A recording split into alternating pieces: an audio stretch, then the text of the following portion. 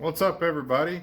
I'm in the shop tonight, and I figured I'd do a video kind of doing an update because quite honestly it's been well shoot probably 4 months or better since I've done a video.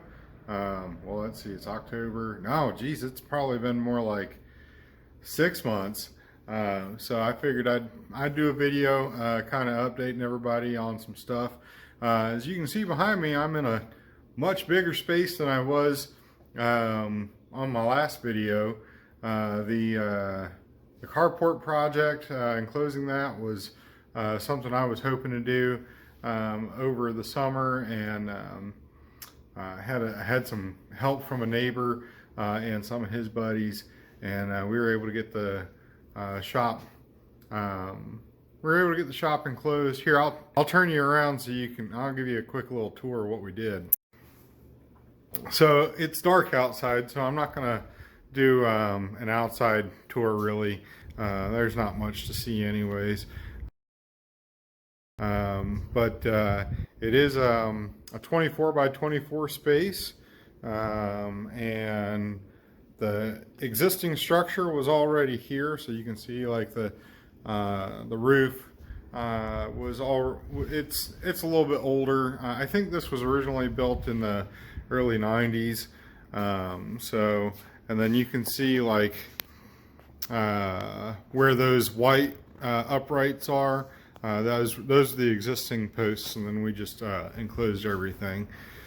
So wasn't a great time of the year or the great time of the pandemic to do any kind of project like this. Of course, the cost of the wood was pretty crazy, but I've been saving, and we decided to go ahead and get it done. So I did do an insulated door, but I don't have any insulation or drywall up just yet. At some point, I'll break everything down off the walls and get get it all insulated so that I can heat and cool this space. So, but yeah, so got a little like a little fab workbench, my welder over here on this side. So it's a little bit of a cluttered mess right now, which is unusual for me, but it's just the way things are at the moment. So of course, got my bolt bin, my belt grinder, press. The 60-gallon air compressor is something I've had it's been kicking around for 3 years or better now, and I had never used it. Got it from a buddy of mine that bought it new and never used it, and gave me a deal on it, and there we go. So got a parts washer, then of course the main workbench, and my toolboxes.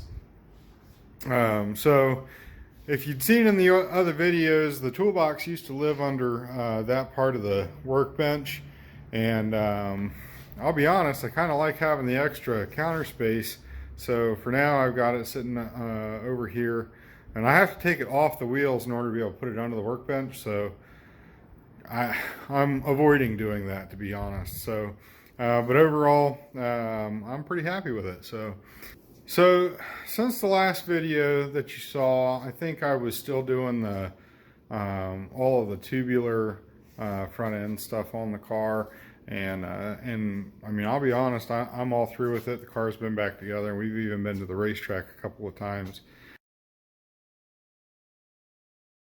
So out of the couple of times that we've been back to the racetrack, I did have a few issues. The first time, car seemed like it responded to the intake port worked pretty well, and it seemed to pick up a bunch. Went a 942 at almost 147 mile an hour, which was the it's the best that it's been since we put the EFI on.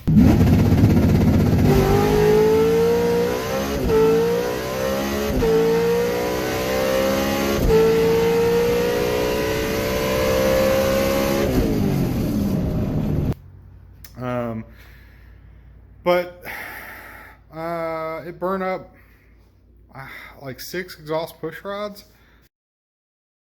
And I spent a lot of time talking with some buddies that have had some similar experiences, and ultimately we decided that we didn't have enough oil going to the top end of the motor, so I pulled the motor out, and I put pulled cylinder heads off and pulled the lifters out, and I did a little bit of a modification to the lifters to help get some oil up to the top of the cylinder heads a little better.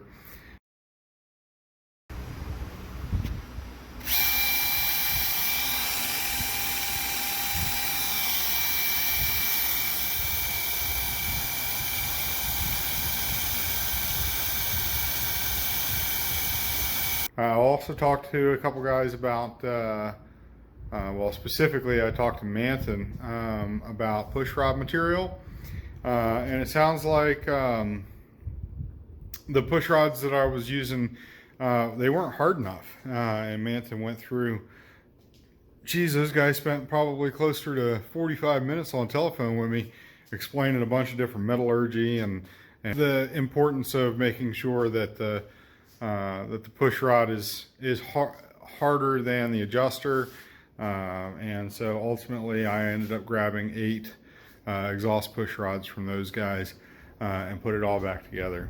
So one of the other updates that I did over the summer was I took the Vertigate shifter out and I put an H pattern shifter in it. It's a long shifter. It's for the GF5R, and you know, I'm hoping that maybe that's going to allow us to get into a couple of different classes that we wouldn't normally be able to get into with the Vertigate. It has been a learning curve going back from the Vertigate back to an H pattern shifter. I decided to take it to the racetrack, pretty well untested. Immediately did a 1-2-1 shift.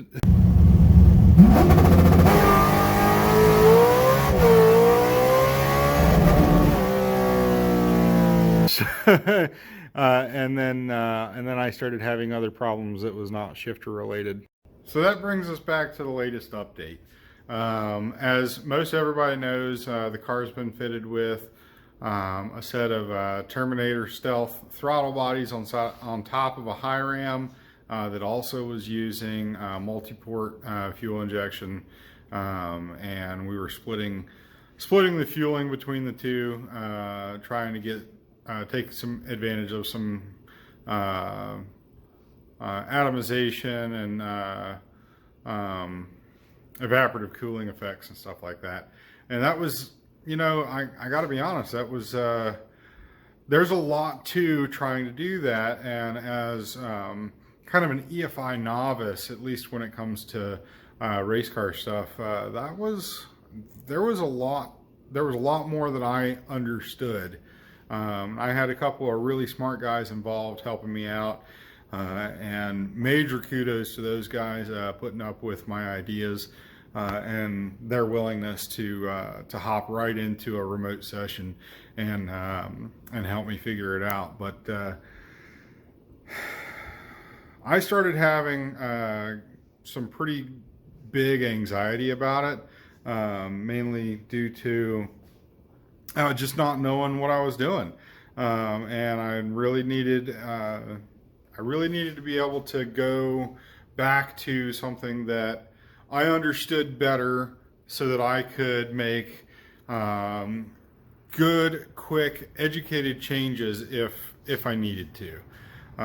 So after my last outing, where the car was spitting and sputtering, and the only clean pass I made was a full second slow and 15-mile-an-hour slow, I decided that it was time to take a break from my lack of knowledge, more or less. So you know, like with the way life is and stuff like that, and these race cars are really supposed to be fun, I just decided it was going to be better for me to ditch the EFI part for now, until I have an opportunity to learn it a little bit better. I would like to revisit it, but I did decide to put a carburetor back on it. So in pretty quick fashion, I managed to locate a CID 4.0 LS3 intake, which is the exact same intake I was running on it before. And a good buddy, local buddy of mine, had a 1050 Dominator to let me borrow for a little while I'm getting another Pro Systems built. So I've got that on there. So his is a Pro Systems as well.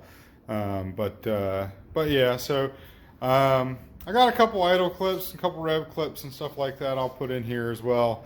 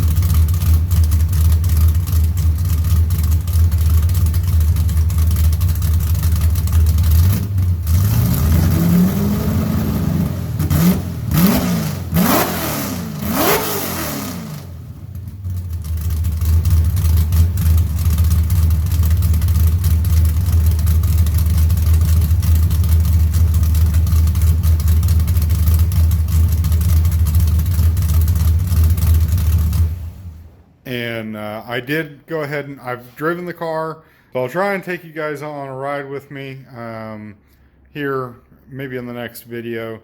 Definitely want to try and get some track footage and in-car camera stuff. So this will do it for this video, guys. Thanks for stopping by and hanging out with me a little bit. I'll have some more content coming up here over the next couple of weeks, I hope. Gonna try and get some video of my next test session, and then also maybe some stuff from VMP when we're going to go down there with Mullet Militia. So anyways, thanks for coming by, and I'll see you later.